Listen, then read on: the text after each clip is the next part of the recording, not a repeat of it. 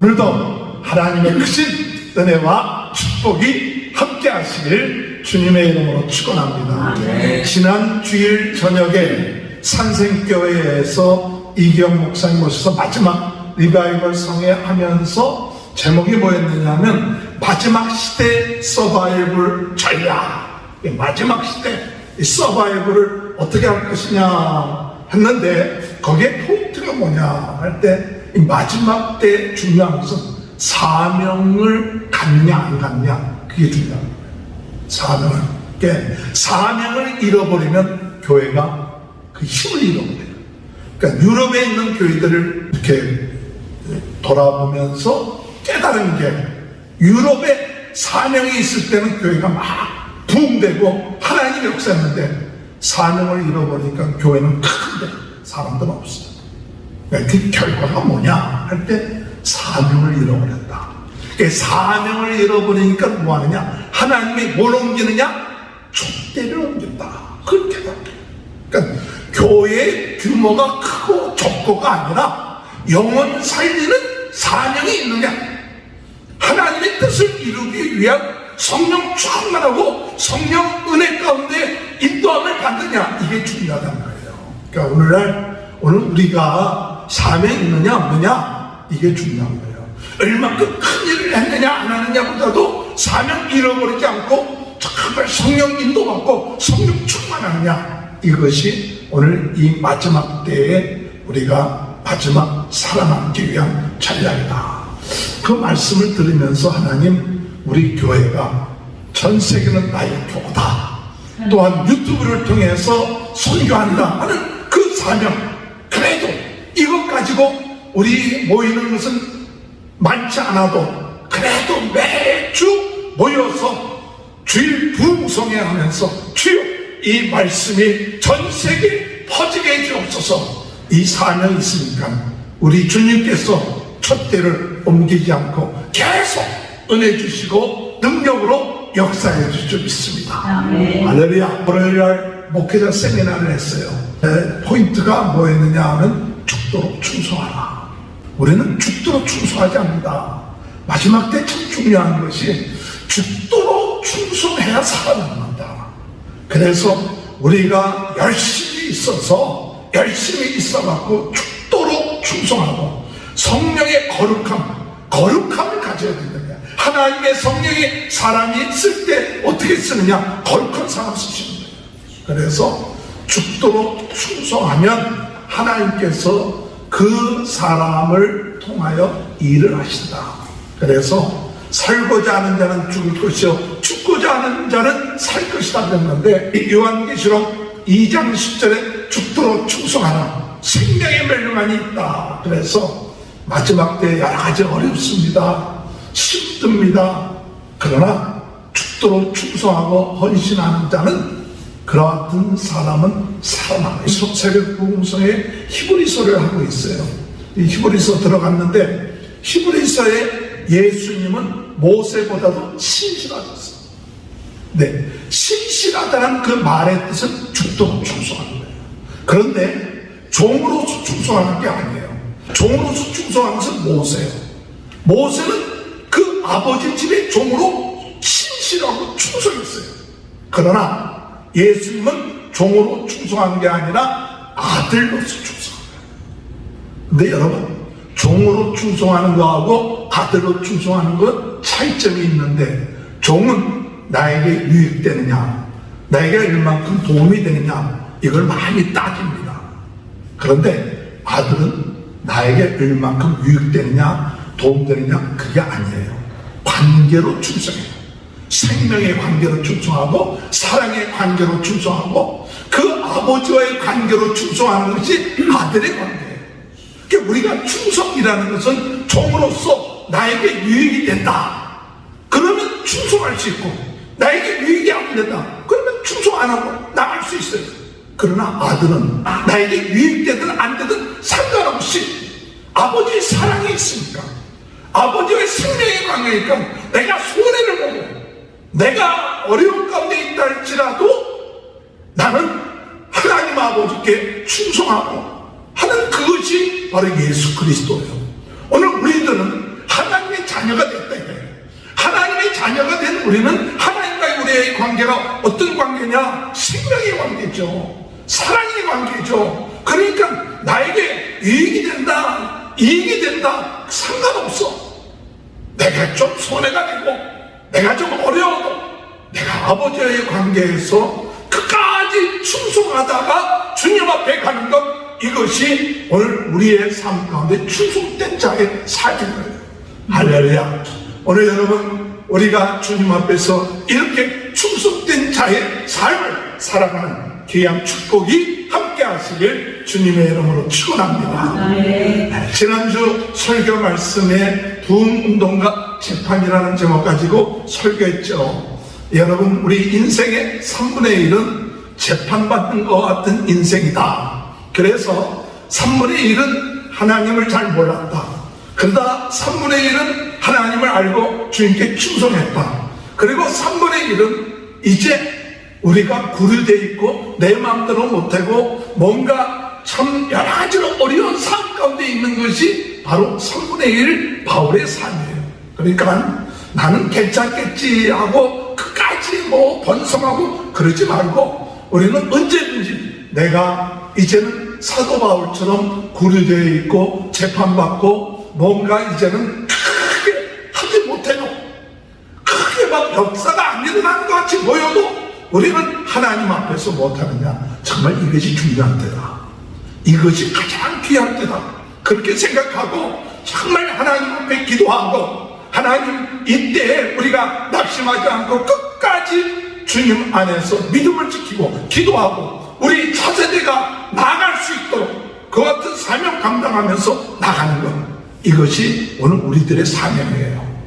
그래서 우리 교회도 어떤 의미에서는 바짝바짝하고 사람들이 막 좋아한다 그러기도 하겠죠. 그러지 않더라도 하나님, 우리 교회의 사명이 이제 차세대들을 세우고 기도하고 이 후반기를 재판받는 우리와의 같은 과정에서 우리가 하나님 앞에 기도하고 열심히 내고 낙심하지 말고 이제 하나님 앞에 갔을 때 우리가 주님 앞에 심판받을 때 내 마지막 기간 3분의 1을 너 어떻게 지냈니? 내가 하나님 앞에 부끄럽지 않도록 기도하고 복음 전하고 옥중에 있으면서 사도 바울이 했던 것 중에 하나는 옥중 서신을 썼어요. 옥중 서신을 쓰면서 많은 사람들에게 영향을 미쳤어요. 오늘 우리 교회가 주님의 은혜 안에서 이런 마음을 가지고 하나님 앞에 쓰는 자에 항상 준비를 해야 돼요. 그래서 하나님 앞에 섰을 때 우리가 부끄럽지 않도록 사람들한테 비난받는 것 그게 문제가 아니라 내가 하나님 앞에 섰을 때 부끄럽지 않도록 최선을 다하. 그래서 우리의 삶을 잃어버리지 않고 나가는 것이다. 그리고 한 가지 마지막으로 이 재판에 대해서 생각하는 것 중에 하나는 마귀의 참소예요. 마귀가 계속 우리를 참소해요. 계속 우리로 하여금 네가 이렇게 부족하지 않느냐, 네가 이렇게 하지 않냐, 우리를 참소하는데 우리는 그 참소 가운데서 예수의 피로 물리칠 뿐만 아니라 이번 주에 총회장이 와서 설교한 내용이 뭐였느냐면 예수님의 자유예요. 근데 제가 그 설교를 들으면서 굉장히 감동을 받았어요. 제가 유튜브에도 올렸지만 그 자유가 뭐냐, 예수님은 그 젊은 나이에 왜 그 사역을 관두시고 승천하셨을까? 예수님은 승천하시면서 그 못난 제자들을 두고 어떻게 승천할 수 있었는가?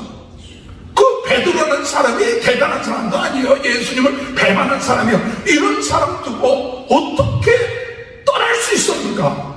그렇게 생각하는데 예수님은 믿었어요. 믿고 바뀌었어요. 좀 부족하고 연약해도 성령이 그들을 도와줄 것이다. 그러니까 떠날 수 있었던 거예요. 성령께서 역사하시는 사실, 성령 하나님이 역사하신다는 사실을 믿고 맡길 수 있었어요. 근데 오늘 우리가 목회를 하면서도 내가 부족해요. 내가 연약해요. 그러다 보니까 어떤 때는 그거 생각하면 자유함이 없어. 내가 부족하고 연약한데 어떻게 주의를 할 수 있느냐. 그러는데 주님이 내가 너 바뀌었으니까 걱정하지 마라. 너 편하게 해. 너 염려하지 마. 성령이 우리는 부족하고 연약해도 성령께서 역사할 테니까 염려하지 말고 내가 감사함으로 그냥 주어진 일 기쁜 마음으로 해. 할렐루야. 그 설교를 하는 거예요. 그래서 많은 교육자들이 생각할 때, 우리가 이 목회를 하면서 주일 하면서 얼마나 부담 갖습니까? 이렇게 부족한 자고 연약한 자인데 내가 주일을 하고 주일 설교를 하고 하는데도, 그러나 주님이 맡기셨고 성령님이 역사하시니까 걱정하지 말고 그 안에서 우리 예수님이 자유함을 누리시는 것처럼 너희들도 자유함을 누리면서 기쁘게 일하라, 이렇게 말씀하셨어요. 할렐루야. 오늘 우리들 하루가 주님의 은혜 안에서 자유하며 내 부족한 거 아시는 주님이 우리를 맡기셨어요. 부족해도 인정해 주셨어. 부족해도 자녀로 삼아 주셨어. 부족해도 하나님의 세계 복음화를 위해서 우리를 쓰게끔 인도하셨어. 그러므로 오늘 우리는 기쁜 마음을 가지고 주님이 쓰심에 감사하며 나가는 귀한 축복이 함께 하시길 주님의 이름으로 축원합니다. 오늘 말씀의 제목은 부흥운동과 풍랑이에요. 부흥운동과 풍랑. 여러분 잘 아시는 것처럼 바울이 로마를 향하여 갈 때 이제 배를 타고 로마를 가다가 풍랑을 만나죠. 그 풍랑을 만나서 276명이 큰 배를 타고 죽을 위기 가운데서 이 바울이 그들이 구원함을 받게끔 하고, 사실들이 오늘 이 사도행전 27장 28장에 이렇게 기록되어 있지 않습니까? 첫 번째로 생각해야 될 것은 부흥운동을 해도 풍랑이 일어난다는 것을 이상하게 생각하지 마라. 아니, 그렇게 힘들게 복음 전했고 또 부흥까지 당했는데, 그거 재판까지 받는데, 그 목까지 2년 동안 감옥 생활했는데, 그러면 좀 편하게 로마에 가게끔 하지 왜 풍랑 만나게 합니까? 이런 마음이 들잖아요. 내가 그동안 그렇게 열심으로 복음을 위해서 일하고 순종했는데 왜 우리 가정에 이런 풍랑이 옵니까? 우리의 삶 가운데, 우리의 목회에, 우리 역사에 왜 이런 풍랑이 옵니까? 그래갖고 그냥 시험 들고 낙심되고 있지는 않습니까? 가끔가다 어떤 때는 낙심될 때도 있어요. 좀 더 큰 목회, 사람들이 알아주는 목회, 인정하는, 그렇게 해야 되지 못하고 이건 뭔가 이렇게 분리되어 있고 힘든 것처럼 혹시 이런 마음을 갖고 있지 않는지 모르겠어요. 그러나 분명한 사실은 인생에 있어서 풍랑이 옵니다. 풍랑이 와요. 이상하게 생각하지 마세요. 풍랑이 올 것이 왔구나. 우리가 살다 보면 꼭 하나님의 풍랑을 일으켰다 그것보다도 인생은 우리와 상관이 없이 풍랑이 와요. 내가 잘했다 잘못했다 상관없이 오는 것이 풍랑이야. 살다 보면 우리 자신도 모르게 병들 수도 있어요. 살다 보면 우리 자신도 모르게 경제적인 문제가 올 수도 있고, 자녀의 문제가 올 수 있고, 또는 인간관계의 문제의 풍랑이 올 수 있다. 그걸 이상하게 여기고 그것 때문에 시험 들고 그러지 말고, 풍랑이 올 수 있다, 이런 믿음을 가지시길 주님의 이름으로 축원합니다. 풍랑이 올 수 있다, 이런 마음을 갖는 것하고, 왜 나에게 이런 풍랑이 왔느냐 그래갖고 그냥 거기에 고민하고 하는 거하고는 또 다를 수 있죠. 물론 고민할 땐 고민해야겠죠. 그래서 우리가 알고 있는 어떤 목사님이, 우리 김동호 목사님이라는 분이 아주 유명한 목사님인데, 그분이 암 걸렸잖아요. 그런데 처음에는 생각하길, 왜 나에게 암이 옵니까? 내가 열심히 주일했는데 왜 나에게? 또 우리 김충은 장로님이라는 분도 그 암 걸렸잖아요. 그 암 걸렸고 젊은 나이 YB 왜 나에게 이런 풍랑이 옵니까? 그랬더니 그때 온 결론이 뭐냐? 너는 암 걸리면 안 되니? 너는 뭐 암 걸리지 말아야 될 이유가 있어? 암 걸릴 수 있는 거야. 누구나 암 걸릴 수도 있고, 누구나 병들 수 있고, 누구나 경제적인 문제 올 수 있고, 누구나 어려움 올 수 있는 게 인생이에요. 우리가 그런 세상에 살고 있어.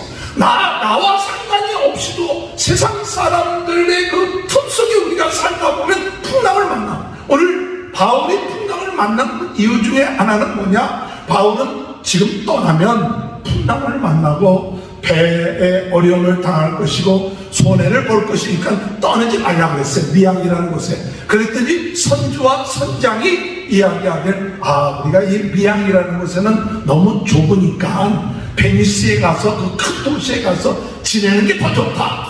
그래갖고 백부장이 그 말을 믿었어요. 만약에 바울의 말을 들었더라면 풍랑을 안 만날 수도 있어요. 그러나 그 백부장이 가기로 결정하고 선주와 선장이 가기로 결정했으니까 가는 거예요. 그러니까 같이 배를 타고 하니까 풍랑 만나는 거예요.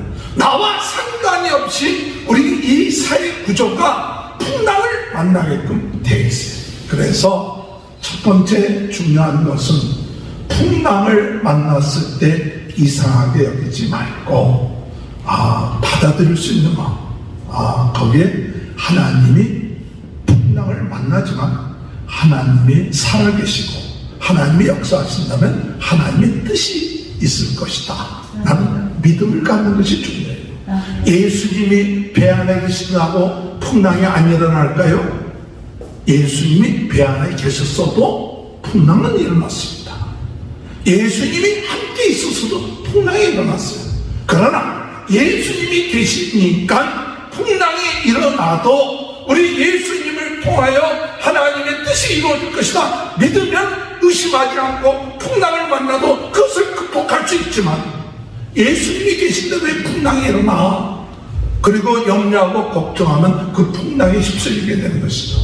오늘 여러분 우리 인생 가운데서 풍랑이 오는 것 이상하게 생각하지 말고 풍랑이 올 때 그 풍랑을 통하여 하나님의 뜻이 무엇인가 그것을 찾고 기다릴 수 있는 저와 여러분이 되시길 주님의 이름으로 축원합니다. 풍랑을 이상히 여기지 말고 받아들여요. 그냥 받아들일 수 있는 게 중요해요. 그것이 인생이다. 그냥 받아들여요. 어려운 문제 왔다. 받아들여야 그 다음에 해결책이 있습니다. 받아들이지 아니하면 그 마음속에 하나님에 대한 믿음까지 안 생겨요. 하나님이 계신데 왜 나에게 풍랑이 오느냐? 하나님을 의심하는 거예요.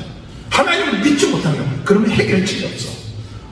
하나님을 믿지만 하나님이 이 풍랑을 허락하실 때에는 하나님의 계획이 있을 것이다. 이 믿음을 가지면 풍랑이 통한 하나님의 계획이 이루어지는 풍랑이 오는 것 자체를 받아들이지 아니하면 자꾸 문제가 더 커지는 거예요.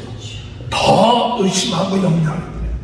풍랑을 의심하지 않고 받아들이는 귀한 여러분 되시길 주의 이름으로 축원합니다. 또한 이 풍랑을 만났을 때 받아들일 뿐만 아니라 우리가 무엇을 생각해야 되냐? 이 풍랑 때 무엇을 생각하냐? 혹 내가 이 풍랑을 통하여 회개할 것이 없는가? 그것을 생각해야 돼요. 그냥 받아들이고 그 다음에 하나님 앞에 회개할 것이 없는가? 잘못된 것이 없는가? 하나님 말씀대로 살지 않은 것이 있었는가? 하고 이 풍랑을 통해서 우리는 무엇하냐? 자기 자신을 점검하는 기회가 돼요. 이게 참 중요하죠. 믿는 사람과 믿지 않는 사람의 차이가 뭐냐? 믿지 않는 사람은 그냥 풍랑 자체를 바라보지만 믿는 사람은 그 풍랑을 통하여 자기를 바라보는 거예요. 자기를 점검하는 거예요. 그래서 오늘 사도 바울이 이 풍랑을 만났을 때 사람들한테 한 이야기가 뭐냐? 내 말을 들었으면 이 풍랑을 당하지 아니했을 텐데 여러분 내 말을 듣지 않았습니다 라고 이야기를 하죠.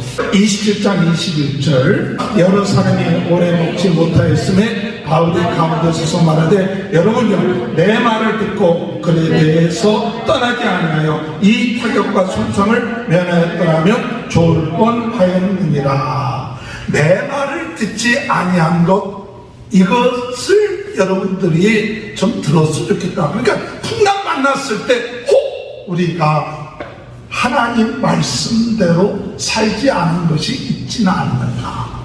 사실 풍랑을 만나는 이유 가운데 하나는 뭐냐? 사람들이 자꾸 편해지려고 할 때 풍랑 만나기가 쉬워요. 오늘 미양을 떠난 이유 중에 하나는 이 미양이라는 도시는 작아. 그러니까 겨울을 나기가 어려운 도시예요. 그래서 이들이 가려고 했던 곳이 어디냐? 베니스요. 베니스에 가서 겨울을 나면 편해. 그러니까 무엇을 말하느냐? 많은 사람들이 다 편하기를 원해. 편하게 지내기를 원해. 쉽게 살기를 원해. 오늘 이 세상에 영적인 풍랑을 만나는 이유 가운데 하나는 뭐냐? 사람들이 점점 뭐해지느냐? 편해지고 있는 거예요. 자꾸 편해지려고 해. 참지를 못해. 기다리지를 못해. 아이들의 문제가 뭐냐? 아이들의 문제가 참지를 못해. 그 부모들이 그때 자식들이 원하는 대로 그냥 착착착착 해주니까 다 되는 줄 알고 기다리지를 못해. 어려움을 참지 못해. 그 핸드폰을 우리가 보면서도 야 이게 뭔가 모르면 고민하고 염려했는데 핸드폰 열어갖고 뚝뚝뚝뚝 떨면 답들이 다 나와. 그 참지를 못해. 견디지를 못해. 편해지려고 해. 그런데 신앙도 마찬가지예요. 신앙도 하나님 앞에 고난이 있고 기다려야 되고 하나님의 뜻을 찾아야 되고 부르짖어야 되고 하나님 말씀대로 살아야 되는데 그러지 아니하고 자꾸 사람들이 무엇에 휩쓸리게 되느냐? 편한 대로 참지 못하고 살아가는 이것이 몸에 배어버렸어요. 그 신앙생활이 점점 어렵고 힘들고 하나님 앞에 무릎 꿇고 기도하기보다는 무릎 꿇지 않고 더 편하게 어떻게 하면 살 건가? 더 편하게 어떻게 신앙생활 할 건가? 이것들이 몸에 배이다 보니까 조금만 바람만 불어도 풍랑이요, 광풍이요. 조금만 어려움이 와도 그것이 그냥 막 원치만을 뒤집어버려. 참지 못하기 때문에. 참아야 되는데 참지 못하고 기다려야 되는데 기다리지 못하니까. 그래서 우리가 풍랑을 만나고 내 마음속에 화가 나고 내 안에 우리 가정의 관계가 어려울 때 주여 내가 혹시 참아야 되는데 참지 못하고 기다리지 못하고 내 생각대로 내 육신의 그런 안위를 위해서 살지는 않았습니까? 하고 우리 자신을 돌이켜볼 수 있는 것, 이것이 풍랑을 만난 자의 자세예요. 그래서 이 사람들에게 바울은 바울의 말을 듣지 아니하고 선주와 선장의 얘기를 듣는 것, 그 편하려고 했던 거군요. 오늘 우리는 주님의 안에서 이런 문제가 왔을 때 우리 자신을 돌이켜볼 수 있는 은혜가 있게 되길 바랍니다. 또한 한 가지 더 점검할 것은 뭐냐? 풍랑 만났을 때 내가 하나님 말씀대로 살지 않았느냐, 내가 편하려고 하느냐 점검해 볼고, 또 하나는 이런 풍랑 만났을 때 뭘 점검해야 되느냐? 내가 하나님께 주신 사명이 있는가? 내가 하나님께 받은 사명이 그대로 있는가? 오늘 여러분, 사명이 있느냐 없느냐, 풍랑을 만났느냐 안 만났느냐가 중요한 것이 아니라 중요한 것은 사명을 확신하느냐 안 하느냐, 그게 중요한 거예요. 사명이 있느냐, 하나님이 나에게 주신 그 사명을 내가 갖고 있느냐 안 하느냐, 그게 중요한 거예요. 그래서 첫 번째 재판 받았을 때 사도행전 23장 11절, 그날 밤에 주께서 다윗에게 서서 이르시되 담대하라, 내가 예루살렘에서 나의 일을 증언한 것 같이 로마에서도 증언하여야 하리라 하시니라. 사명이 어떤 사명이냐? 예루살렘에서도 증언했듯이 또 로마에 가서 증언하겠다. 그러면 로마에서 복음을 증언하는 사명이 있으면 이것이 확인되면 내가 죽을까요, 죽지 않을까요? 하나님의 사명 줬으면 내가 이 풍랑에 있어도 죽을 리가 없어. 사명이 있어. 하나님의 약속은 변함이 없고 모든 천지를 주관하시는 건 하나님이요. 하나님이 사명을 주시고 약속했다면 모든 천지 만물을 주관하시는 하나님이 사명 가진 자를 풍랑 앞에 죽게끔 내버려 두지는 않다. 꼭 풍랑이 하나님이 일으켰다 안 했다 그렇게 생각하지 않아요. 뭐 어떤 분은 꼭 지진이 일어나서 풍랑이 일어났는데 꼭 하나님이 일으켰다처럼, 난 그렇게 얘기하고 싶지는 않아요. 자연의 법칙에 따라서 풍랑이 일어날 수 있어요. 지진이 일어날 수 있어요. 그걸 하나님이 모든 걸 주관하시는 분이 허락하시는 거지. 하나님이 일부러 풍랑을 일으킬 때도 있지만 그냥 일어날 수도 있어요. 그러니까 어떤 분은 꼭 모든 게 다 하나님이 다 일으켰는데 하나님이 허락하실 수도 있고 주관하시는 거예요. 그러나 그분이 누구냐? 천지를 창조하신 분의 사명이 있다. 그렇다면 풍랑을 만났을 때 오늘 우리는 무엇을 점검해야 되냐? 나는 사명이 있는가? 하나님으로부터 받은 사명을 잊지 않고 있는가? 나는 사명을 확신하고 있는가? 풍랑 바라보지 말고 뭘 바라봐야 되냐? 사명 바라봐야 돼요. 사명 붙잡아야 돼요.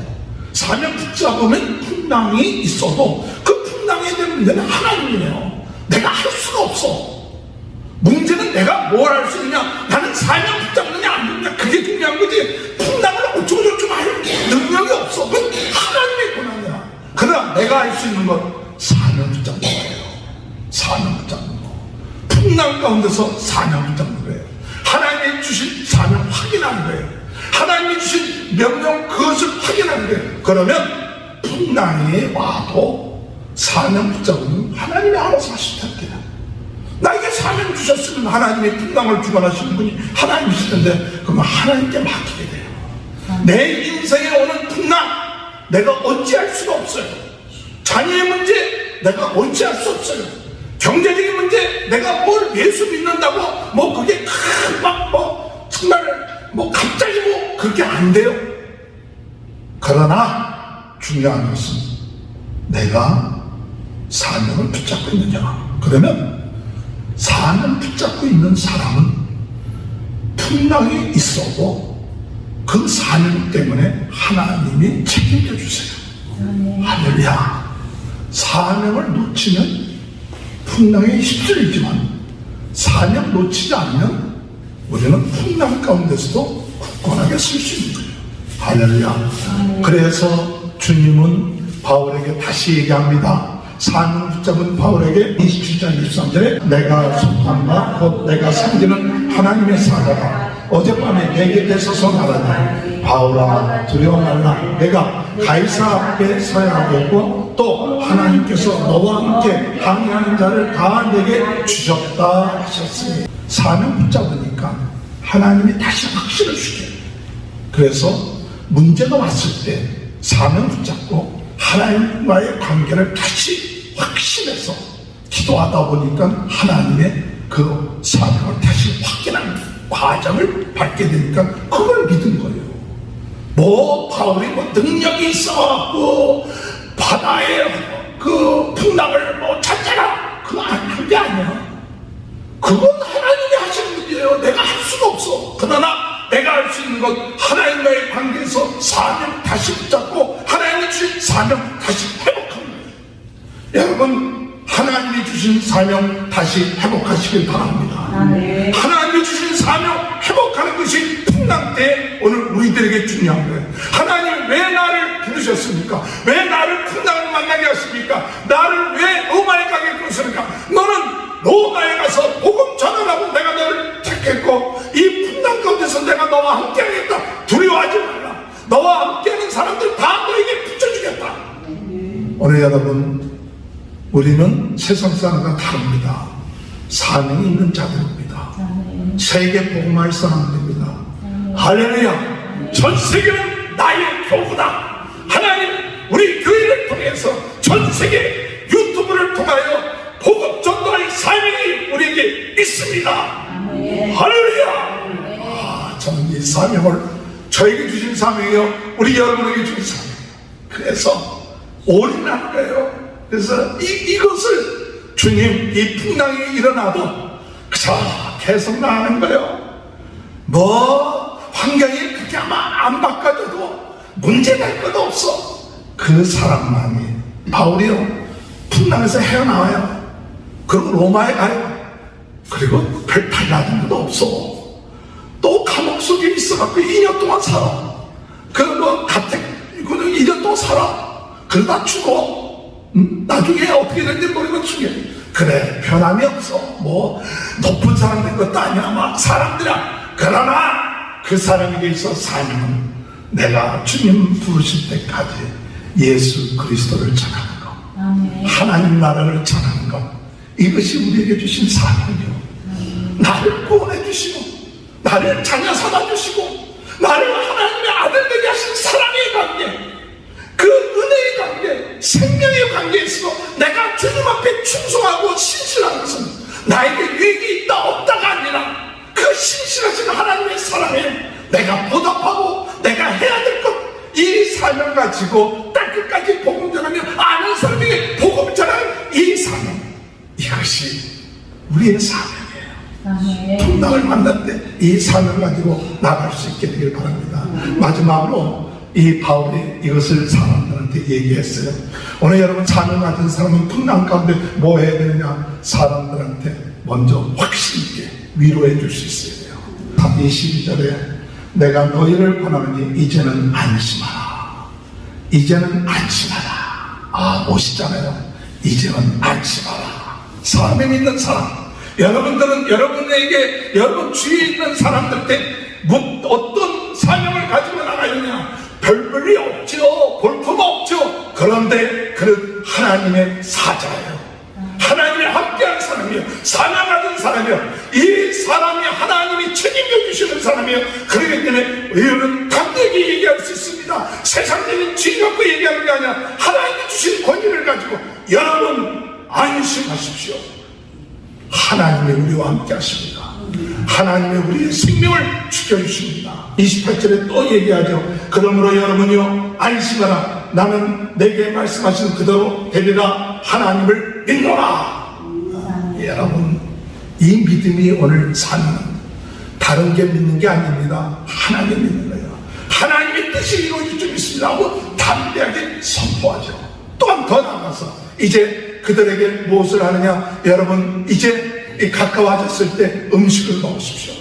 음식을 먹으라고 33절에 볼 것 같으면 날이 새어 바울이 여러 사람에게 음식 먹기를 권하여 이르되 너희가 기다리고 기다리며 먹지 못하고 주지가 오늘까지 열 나흘째인즉 먹어라.